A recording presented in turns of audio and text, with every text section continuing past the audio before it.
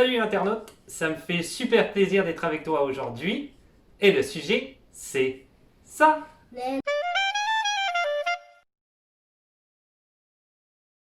Alors aujourd'hui, une petite vidéo sur le salon de l'immigration.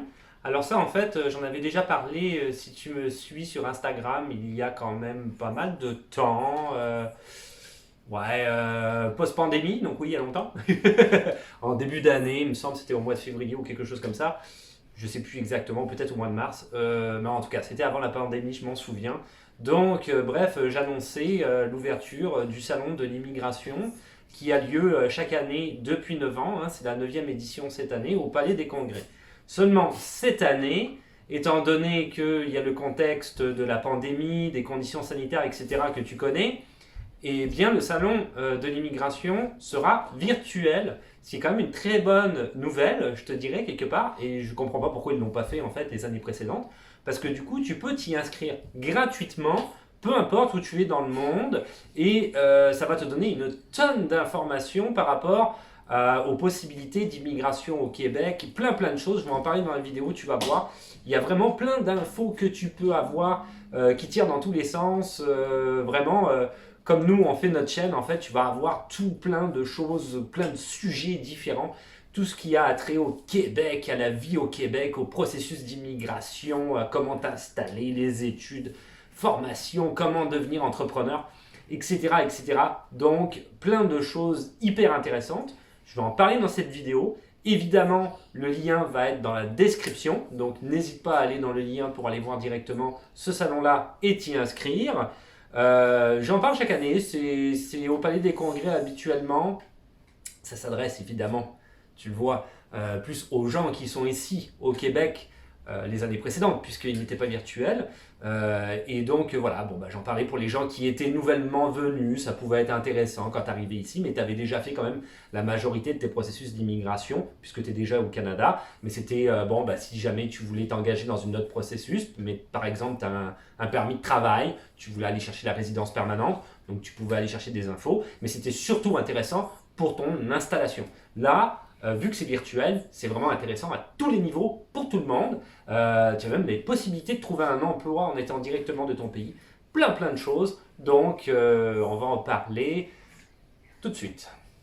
Donc, le salon virtuel de l'immigration, tout d'abord, il faut que tu saches que je vais en parler à la fin de la vidéo, c'est Immigrants Québec. C'est un site d'information, un blog super intéressant auquel je te renvoie. Je vais aussi mettre d'ailleurs le lien dans la description. En parlant, j'y pense. Et je vais t'en parler peut-être plus en détail à la fin de la vidéo. Donc un blog qui est vraiment très intéressant quand tu veux venir t'installer ici au Québec. Mais c'est aussi sponsorisé, je te dirais, subventionné. C'est un meilleur terme. Quoique sponsorisé, ça fonctionne aussi. C'est subventionné aussi par le gouvernement du Québec, par la Caisse des Jardins, par Vidéotron, par la ville de Montréal notamment, et il y en a plein d'autres, donc tu vois que c'est quand même ceux qui subventionnent ça. Il y a le ministère évidemment de l'immigration. Tu verras quand tu iras sur le site, il y a d'ailleurs un petit mot de la ministre de l'immigration, Nadine Guibault, il me semble de mémoire, son nom, j'en ai parlé il n'y a pas longtemps. Il y a un petit mot de la ministre qui te souhaite la bienvenue, etc. et qui rappelle un petit peu c'est quoi le principe de l'immigration au sein du ministère de l'immigration, c'est quoi un petit peu leur motto. Je ne sais plus parler aujourd'hui. Je parle comme un Jones. Bref, voilà, tu auras compris. Les dates, c'est très important. C'est le 11, 12 et 13 novembre de 9h à 16h en ligne. Mais ça va être jusqu'au 13 décembre où tu vas pouvoir avoir accès à ce site internet-là. Mais le 11, 12 et 13, c'est là qu'il va y avoir les exposants, les gens avec qui tu vas pouvoir communiquer directement. Donc c'est quand même plus intéressant d'être là ces journées-là. L'inscription est gratuite, donc tu vas sur le site internet du salon virtuel et tu peux t'inscrire, c'est gratuit, il n'y a pas de souci. Tu retrouveras, donc la 9e édition, j'en ai parlé, 220 exposants dedans, c'est quand même pas rien. Une centaine de recruteurs, c'est-à-dire des gens qui sont là si jamais tu cherches un emploi et ils vont essayer eux-mêmes de faire la promotion de l'emploi, des emplois qu'ils offrent. Et tu vas avoir aussi 45 ateliers conférences. Donc ça c'est super intéressant sur plein de domaines riches et variés dont on va en parler juste après. Alors au niveau de l'inscription, j'ai été regarder comme ça, vite fait, juste pour t'en parler, mais voilà, comment ça se passe? C'est gratuit, je te le répète. Alors quand tu vas dessus, tu vas commencer à remplir les champs, ils vont te demander tes infos personnelles, ils vont demander ton statut. Donc ça veut dire si tu as déjà obtenu un visa ou si tu es dans la procédure d'obtenir un visa, quel visa tu souhaites. Bon voilà, c'est pour un petit peu mieux schématiser comment ton profil à toi, quoi. Qui tu es, d'où tu viens et qu'est-ce que tu fais. C'est quoi tes attentes par rapport à l'immigration au Québec. Ton année d'arrivée au Québec soit passée si tu es déjà ici, ou alors prévue, parce que évidemment tu peux aussi aller sur le salon virtuel en étant ici au Canada. Hein. Je ne l'ai pas dit au début, mais ça va de soi. Si tu es déjà ici, pour t'aider à t'installer, pour avoir d'autres infos, pour essayer de trouver un emploi, ça peut être bon d'y aller aussi. Ton année d'arrivée au Canada, donc passé, ou je l'ai déjà vu, j'ai déjà dit, bon bref, on s'en fout. Le sujet aussi, tu vas voir, dont tu veux être informé, ou tu aurais aimé avoir des petites infos à ce niveau-là. Tu vas trouver sur le site plein d'affaires. Tu vas trouver par exemple des conseils sur la recherche d'emploi, comment faire pour décrocher un emploi, donc des ateliers qui vont être là-dessus, des informations sur toutes les procédures d'immigration existantes. Il faut oublier que le ministère de l'immigration est là aussi, mais il y a aussi d'autres personnes qui sont en rapport avec les processus d'immigration qui vont être là pour t'aider, te donner des infos, des informations sur les études, comment ça se passe les études au Canada, plus particulièrement au Québec, les différentes formations auxquelles tu peux avoir accès, comment ça fonctionne, comment t'inscrire, des conseils sur ton installation, je vais y arriver, installation, on va se calmer, installation, donc des conseils sur ton installation, comment gérer tes finances, où trouver un logement, vivre et travailler en région, ça c'est des choses que j'ai notées, mais il y en a plein d'autres. Hein. Vivre et travailler en région, donc comment ça se passe quand tu n'es pas dans la grande métropole de Montréal ou à la ville de Québec, que tu choisis une autre petite ville comme ça, quelque part. Il y en a qui sont quand même des assez grandes villes, je te dirais. Comment t'installer là-bas, c'est quoi les possibilités qui te sont offertes. La même chose pour la grande région de Montréal, donc ce qu'on entend Montréal et toutes les banlieues proches, hein, Repentigny, Longueuil, etc. Toutes ces banlieues-là. Comment créer ton entreprise au Québec, donc tu as carrément aussi des ateliers et même des gens qui sont là te conseiller pour comment faire pour créer ton entreprise au Québec de la manière la plus légale possible, hein, on s'entend, donc légalement. Les évaluations linguistiques, donc si jamais, voilà, par rapport au TEF, TCF, etc., tu sais, les tests d'évaluation du français, tu as des questions, il y a des choses sur lesquelles tu n'es pas sûr, tu vas pouvoir aller là, directement voir cette conférence-là en ligne et essayer d'avoir des infos là-dessus.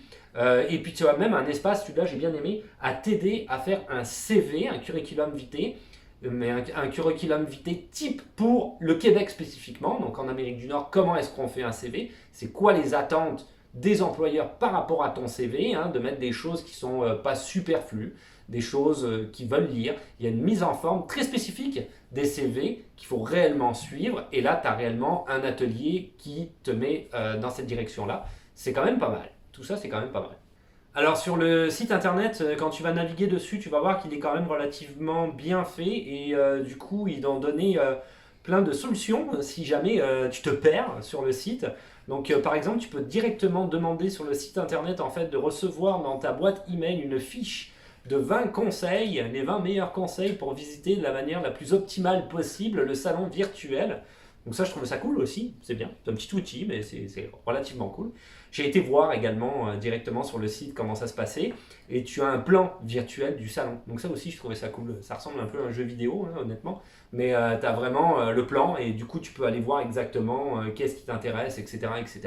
J'imagine que pour les 20 conseils, c'est parce que tu peux avoir des ateliers, conférences, ce genre de choses-là qui peuvent être plus ou moins longues. Donc d'essayer de quand même optimiser tes choix au maximum pour avoir un maximum d'informations qui t'intéressent, à savoir les informations que tu recherches, pas celles que tu as déjà. Donc j'imagine que c'est ça, c'est là-dessus qu'ils entendent dire, je sais plus quoi. Bref, je sais plus parler pour les 20 conseils. Voilà.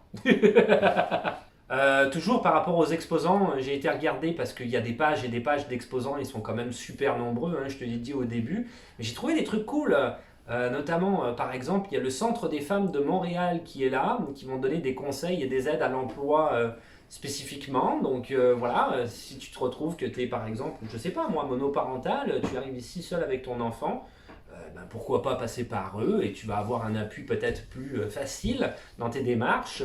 Peut-être qu'ils vont te donner des astuces pour que ça aille mieux. Le centre, notamment, surtout si tu es monoparental, j'entends, donc comment faire avec ton enfant, l'inscrire à l'école, j'imagine, le service de garderie ou service de garde, comment t'organiser par rapport à ta vie, surtout si tu as une vie professionnelle parallèlement à ça. Centre Sino, centre des femmes, je l'ai déjà dit, hein. Il faut que je me rassemble des fois. Centre Sino Québec de la rive sud. Donc ça c'est vachement bien aussi pour les communautés chinoises. Donc si tu as un peu, tu peux tout de suite embarquer dans ta communauté et avoir une petite idée. Peut-être qu'ils vont donner des astuces aussi, je ne sais pas comment ça marche. Centre de formation professionnelle des métiers de la santé. Donc ça c'est 3 exemples que j'ai trouvés où tu vois tout de suite ce que je veux dire par ça tire dans tous les sens. On est vraiment dans plein de sphères différentes. Donc si tu es vraiment intéressé par exemple par les métiers de la santé, du coup tu vas aller voir le centre de formation professionnelle des métiers de la santé et j'imagine que tu vas avoir plein d'infos à ce sujet. Dans ce salon virtuel, j'ai même trouvé qu'il y a en fait 2 possibilités de travailler au gouvernement. Soit en fait la fonction publique directement offre a priori des emplois, des possibilités d'emploi, mais également le ministère de l'Éducation et de l'Enseignement supérieur. Et j'ai même trouvé la CSPI, là où je vis, ici, la commission scolaire de la Pointe de l'Île, offre des possibilités d'emploi. Alors, peut-être je vais faire une petite parenthèse là-dessus, mais si tu as suivi Instagram, j'avais laissé une petite photo récemment qui indiquait, d'ailleurs à l'école où va mon fils, Liam, il y a une photo où ils embauchent un petit peu plus de personnes en ce moment qu'ils ne pouvaient le faire par le passé, bien qu'il y a toujours eu besoin quand même de personnel, surtout en termes de personnel de soutien. Donc j'entends les éducateurs, éducatrices au niveau du service de garde, les surveillants dans la période qui disent de dîner. Hein. Si tu as regardé mes vidéos précédentes, tu le sais, le dîner ici, c'est la période du midi. C'est comme ça que ça marche au Québec. Donc période du dîner et aussi des concierges naturellement. Bon ben là, il y a eu un petit peu, je te dirais, voilà, il y a beaucoup plus d'emplois qu'il pouvait y en avoir en ce moment. C'est très en demande. Le gouvernement a même ouvert un site internet exprès pour embaucher des gens qui soient éducateurs, éducatrices, surveillants ou concierges, comme je viens de le dire, parce que on a crucialement besoin de monde à l'heure actuelle et en fait c'est carrément à cause de la pandémie, c'est-à-dire qu'il y a des gens qui étaient à la retraite qui ont décidé de prendre une retraite anticipée, il y a des gens qui ont décidé de ne plus venir travailler par angoisse, donc certains ont même donné leur démission. Il y a des gens qui sont tout simplement tombés malades, qui ont attrapé le coronavirus et qui ne peuvent plus aller travailler.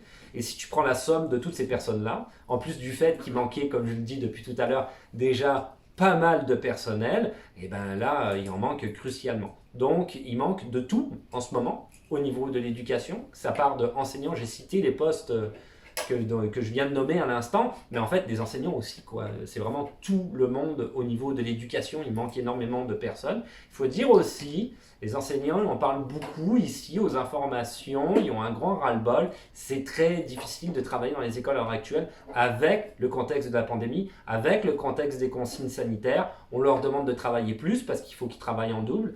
Les enseignants, je sais pas, je ne suis pas enseignant, donc je ne m'aventurerai pas à dire s'ils exagèrent ou pas, je ne le sais pas, donc je ne le dirai pas. Mais les infos que j'ai au niveau des faits, il faut qu'ils travaillent en virtuel, si jamais l'école s'arrêtait demain, par exemple, mais il faut qu'ils travaillent aussi en présentiel. Donc, parce que l'école continue aujourd'hui. Donc, on voit qu'il y a beaucoup de travail, il y a un gros ras-le-bol de la part de tout le monde, donc il y a beaucoup plus de place au niveau des commissions scolaires. Tout ça, c'était pour dire ça. D'où leur présence au salon virtuel. Tu vas avoir des ateliers très intéressants, notamment j'en avais fait une vidéo là-dessus, des conférences sur la reconnaissance des acquis et des compétences.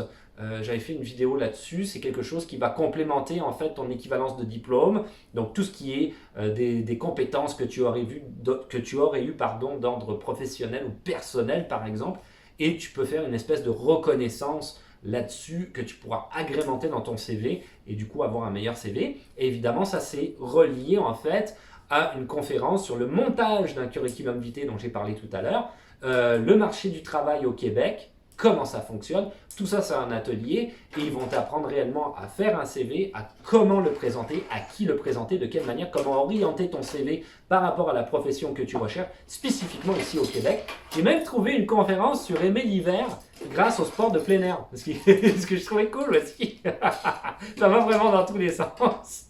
Donc on voit que c'est quand même assez cool. L'activité, je reviens là-dessus sur le CV, c'est vraiment bien. En plus, tu peux même aussi faire vérifier ton CV une fois que tu l'as fait. Il vérifie, et c'est gratuit, hein, pour dire oui, effectivement, ça fonctionne, ou améliore-le, ou il y a quelque chose qui ne fonctionne pas dedans.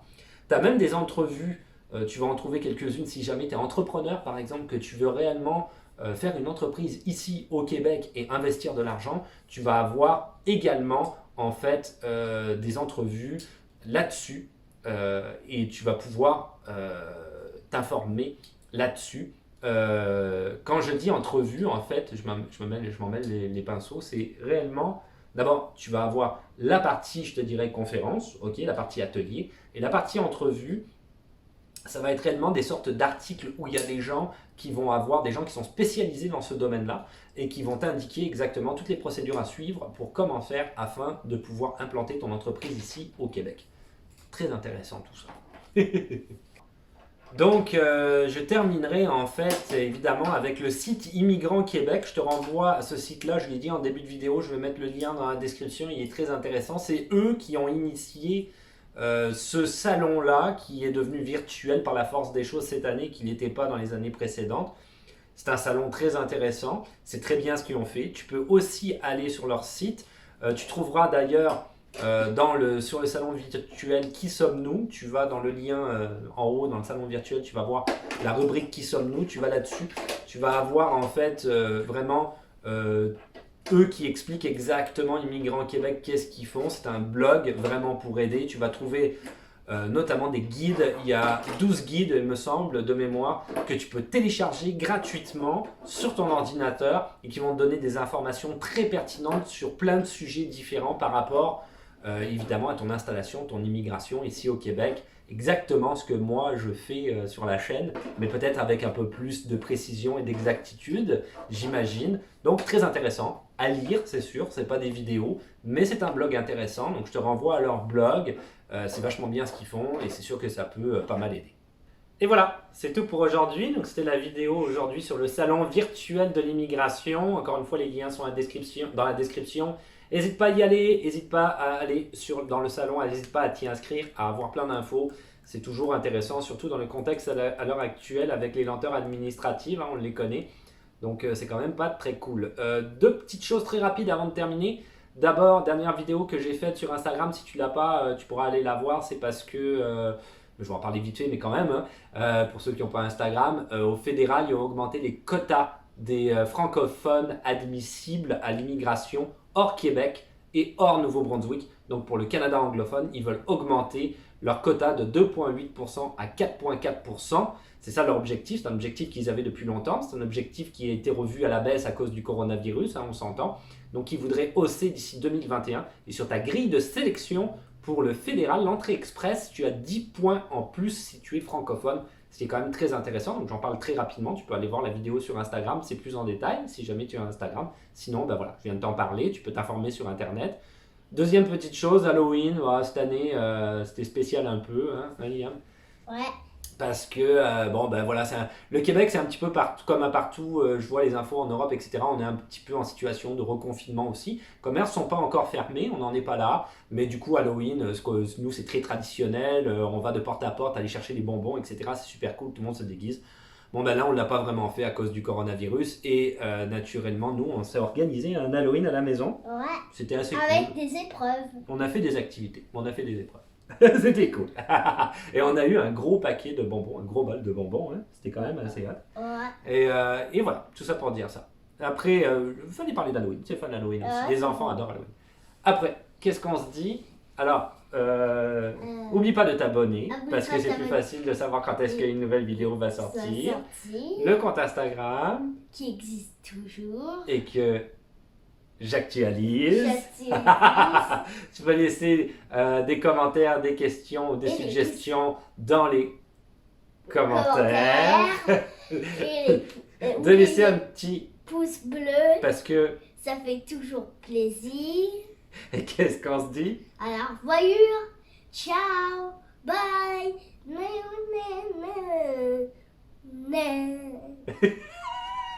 Avec le dab.